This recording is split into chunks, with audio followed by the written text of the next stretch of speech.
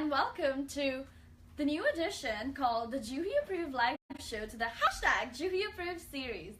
In this edition, I basically interview and highlight local entrepreneurs who are having some awesome impact in the local community. So today we have the CEO of Redwall Marketing, JR Griggs, who is also one of my co-organizers for Tampa Bay Startup Week and for the Tampa Bay Hackathon that we just had. So thank you so much for being here. Thank you for letting me be here. well, technically I should thank you for letting me be here because we're in your office. Yes. So there's that.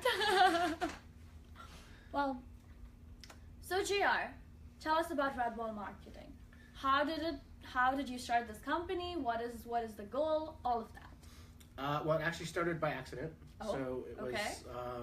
I've tried to be an entrepreneur really my whole life, but I couldn't find a niche or a product that was working well. But I was learning how to market these products, and so I was building these products. I was building some kind of business, creating websites, and so I had to learn to build my own websites. I had to learn to do my own SEO. I had to learn how to do my own advertising, and I was really good at those aspects. I just didn't necessarily have a business that the community wanted.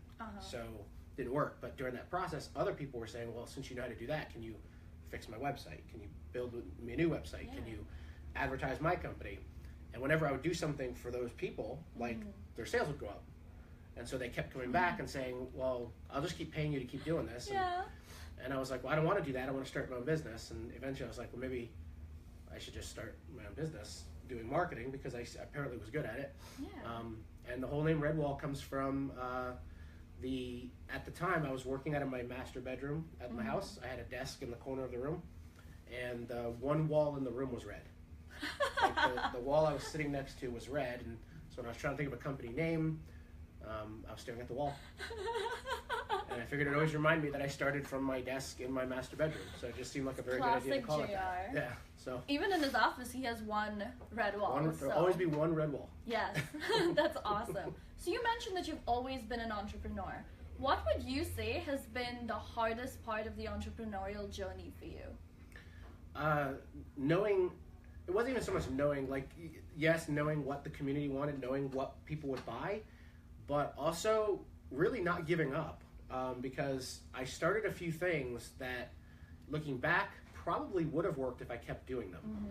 But it's easy to be in this mindset of instant success, like that's what we want, and you want to take the time. We don't want to like let it build. And so I started a few things that were like that any one of them could have really worked. If I look at it back at now, would I have wanted to be doing any of those now? Probably not. I love what I'm doing.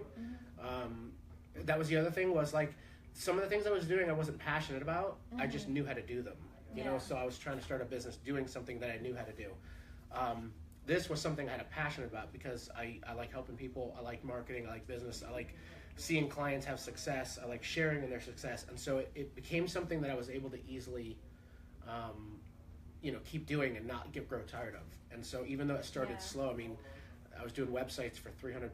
I mean, just cheap, like, and it would take me like 3 weeks to do. It's like, this is $100 a week. I'm not really making context, a lot of money. Right? Yeah. Like here, that's like nothing. You need to definitely make more than that. But yeah, so it was just, I stuck with it though, and it worked out, and it's grown, and it took a long time, and it's, everybody wants the overnight success. It doesn't exist. It's years and years, and we've still got a long way to go, and we just keep going. So how long has Redwall Marketing existed for? Depending on when you look at it, I mean, technically 2009 is when I started marketing. Okay. Like, and so the company went through like different names at that point. Like at one point it was just me, and then it was like another name, and then I changed the name. And so about 2009 though is when I started selling marketing services. Oh, okay. So about 8 years if you're counting like from the start of everything. And then this is a book that JR wrote, which I didn't even know he had written a book until right now. So when did you write the book? 2010. And what was the goal? So the idea was that back then I was talking to businesses about these key things that they had to do. My big thing is not like Redwall's not about being a huge branding and website company where we just push out these cookie cutter things. It's about teaching businesses the basics, and like if we're going to build a website, it's going to have certain elements in it that cause the website to convert. If we're going to do anything, if I recommend anything for a business, it's going to be about like converting and growing their business. And a lot of times it's just clear cut things you have to have. And so the idea of this book was to highlight 10 things that, so it's called 10 Ways to Put Yourself Out of Business, but the idea is, of course, not to put yourself out of business. Yeah. And it covers the 10 things that you really need to watch out for, like having a decent website, using the internet, learning how to advertise properly so that you don't run ads and then say ads don't work. Well, if you had these key elements in place, the ads would have worked. And so the book's about teaching them the basics of why certain things work and don't work. And I feel like any business who, and I'm not talking like big Amazon, Coca-Cola, things like that. They've got that's a different ballgame. But like any other business can use, small to medium businesses can use the basic principles and have success. You just have to have those in place. That's awesome. And you said you're working on rewriting the book. So yeah, we're just editing it, updating it. It's been 7 years, so we're just making it better and making sure the info is updated, maybe add more to it. And super excited to read that. That'll be awesome. So I know you're super involved because just this past weekend we had the Tampa Bay Hackathon, yay! Which was a massive success, and we had a great time doing that, right? Yep. Crazy work, but it was fun to see it come together. Very rewarding, for sure. So how did you get involved with the technology and the entrepreneurial community in Tampa? Well, I'm a big fan of like people doing their own thing as an entrepreneur. I mean, I was the kid riding my bike down the street towing a lawnmower. I mean, that's how I started I had a lawn business when I was a kid. I sold candy. I would buy candy at Sam's Club and sell it. Started off at school, that was on the down low. But I was known as like the candy kid at school. Like my backpack was stuffed with chocolates and Jolly Ranchers and bubble gum. And, like whatever you wanted, I had it. And I would give my mom money. She'd go to Sam's Club. She'd buy all my snacks, and I'd load them up in my bag, and I'd take them to school, and that's how I was making money. How old were you?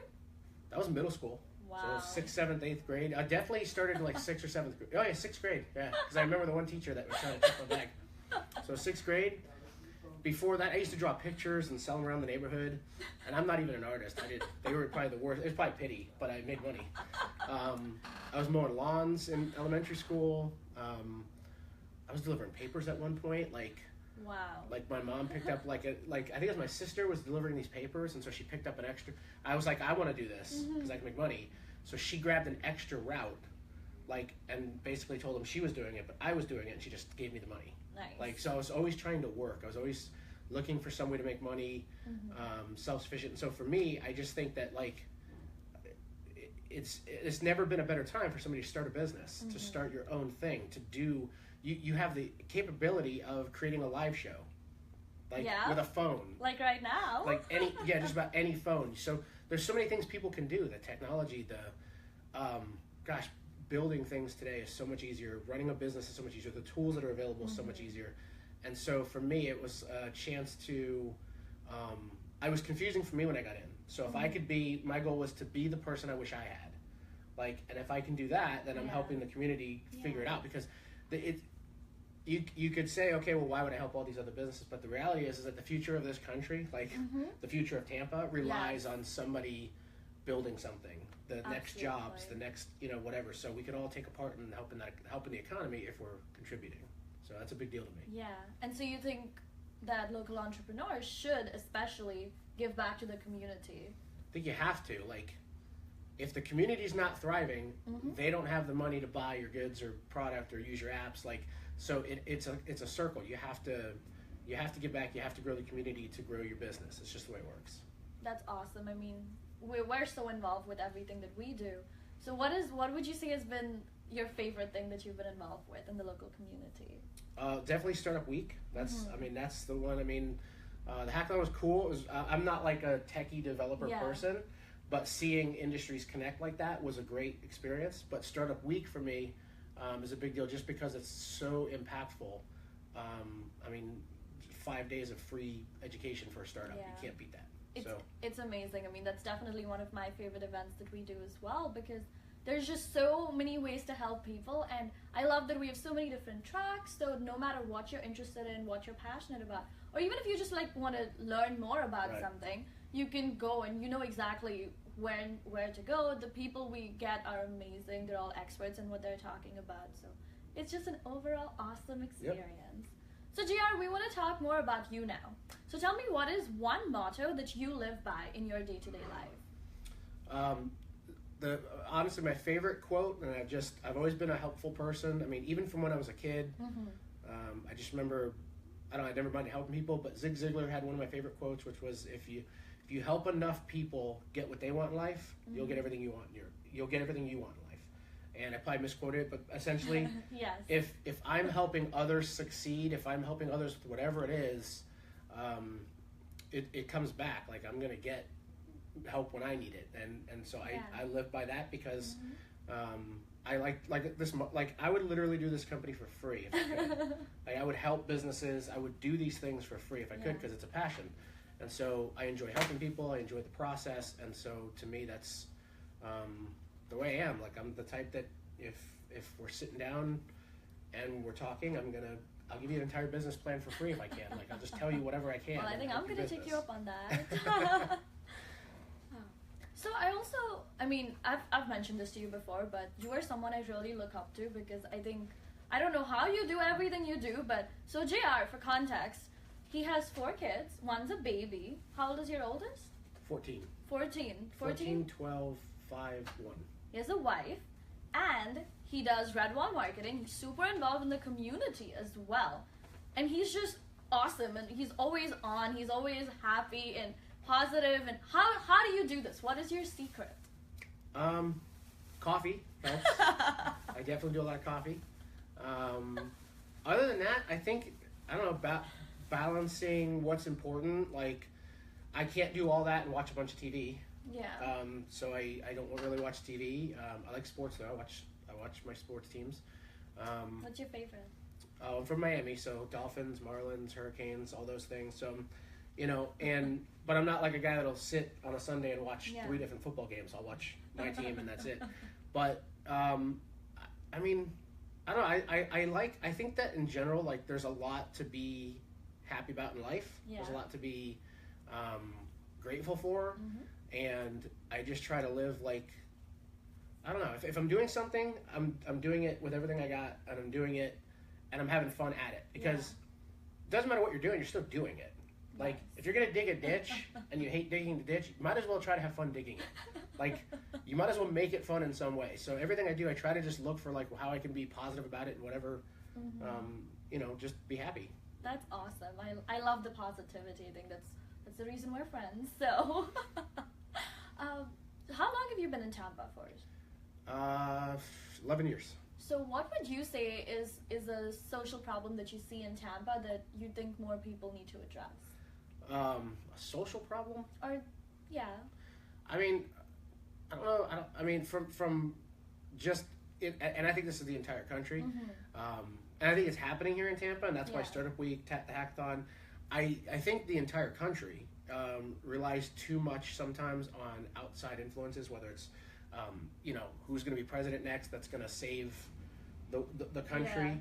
And the reality is like, I mean, right out the window here, this is what saves the country. I mean, the hackathon this weekend is what grows our country. What Tampa Bay Startup Week grows the country. And we just took this weekend a bunch of problems that businesses had and came up with solutions. And if we do another one on, let's say, transportation, I firmly believe that in 2 days we will solve far more transportation issues in Tampa than the government can. And I just feel like that's the big thing, is like, I want more people to understand that you have the ability. We don't have to complain about who's president. We don't have to complain about who's voting what in law. Like, just do it. Yes. If there's a problem, like, fix it. Just fix it. Create that next app. Create that next system. Create the next Uber. Whatever it is, we have the ability. And, I love that. And it will change the country because we have the power to do that. Like, collectively, we can do that. And I think Tampa, a lot of people underestimate Tampa. I think just yesterday we saw the kind of talent and intellect that exists here. I mean, our partners were blown away by the kind of technology that was created in just 2 days. I mean, these people, the attendees, they did not sleep all of Friday, Saturday. I mean, they were on, but they came up with beautiful technology. I mean, as someone who does not have a technology background as well, just to even see that they did that, and we had people from all ages. We had so many different people there. It was amazing. One of the judges even said that he gets flown all over the world to judge these kinds of competitions, and he said he has never seen anything as amazing as what he saw yesterday. So. Yeah, and that's another reason to be involved is without facilitating that, without a team of organizers to create the event, yes, it wouldn't have happened. There's what, 5 different hospitality businesses that had a problem that they didn't know how to get solved, and then you had 100 developers that solved problems they didn't know existed. Yes. And if you just so at the hackathon, brand now is that middleman to say, yes, these guys have problems, these guys can fix it, let's connect them. Otherwise, it wouldn't have happened. Absolutely. We're just trying to bridge the gap between all these different industries and make awesome things happen. So, lastly, I want to touch on what do you love about Tampa? Because you know how much I love Tampa. I want to know why you love Tampa. Well, I came from Miami, Fort Lauderdale, so when we moved up here, that area got crowded. Like just crowded. And I still like going down there and all that, but when we came up here to Tampa, it's such a diverse area here. Yes.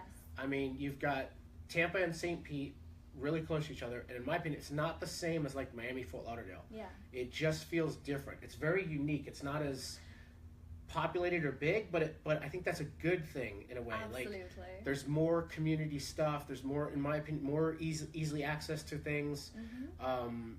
I love the Bay, the fact that we've got like what, 2 of the top beaches in the world. I mean, St. Pete depending and on Clearwater. Yeah, so there's a lot of good stuff here. And then if you drive east an hour, you're in Disney. Yeah. If you drive north an hour, you're in the country.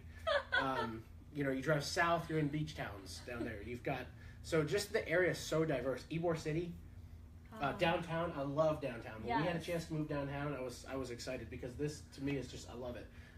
I still cannot believe you haven't been to my favorite acai bowl place, though. No, but I think we're gonna go right for lunch after. Right after this, we're gonna go get an acai bowl and introduce JR to the world of acai bowls. Yeah. Lindsay, you down with that? I guess so. Do you want to come say hi? On the spot. She was trying to avoid it. Rude! Hi, guys. This is Lindsay. She works with JR for Redwall Marketing, and she's also super involved in the community with all of us. So, JR, thank you so much for being a part of this live show. I am so excited to share your story with other people all over the world, so you can take Redwall global now. Global. That's the goal. Yeah. So how can our audience reach out to you or find more information about you, your book, any of that?